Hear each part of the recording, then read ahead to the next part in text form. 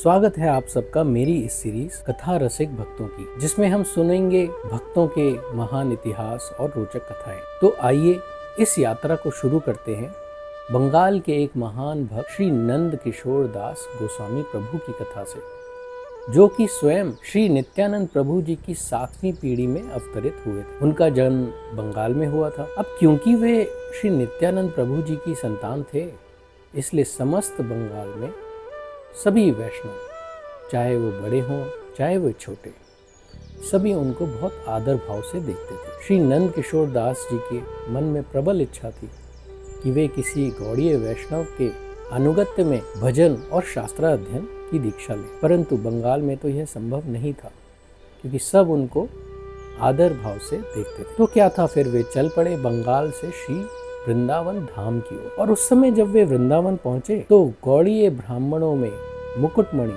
श्री विश्वनाथ चक्रवर्ती पाद रहते थे। श्री नंद किशोर दास जी ने अपना परिचय उनसे छुपाते हुए उनसे भजन और शास्त्राध्ययन की दीक्षा के लिए अनुग्रह किया और इस तरह उनको अपना गुरु बना लिया, परंतु अपना पूरा परिचय उन्हें नहीं दिया। इधर बंगाल में उनके परिवार में सब परेशान हो रहे थे। हर दिशा में वैष्णव उनको ढूंढने के लिए निकल पड़े। ढूंढते ढूंढते एक वैष्णव वृंदावन भी पहुंचा श्री विश्वनाथ जी के पास, और उन्होंने माँ की व्यथा उनको बताई और उनसे आग्रह किया कि वे नंद किशोर दास जी को आज्ञा दें कि वे माँ के पास लौटें और विवाह करें। गुरु जी ने नंद किशोर दास जी को बुलाया और उनसे गुरु दक्षिणा मांगी। गुरु दक्षिणा में उन्होंने श्री नंद किशोर दास जी से विवाह करने के लिए कहा। आज्ञा पाते ही नंद किशोर दास जी बंगाल की ओर चल पड़े, माता को प्रणाम किया, विवाह के लिए स्वीकृति दी, विवाह किया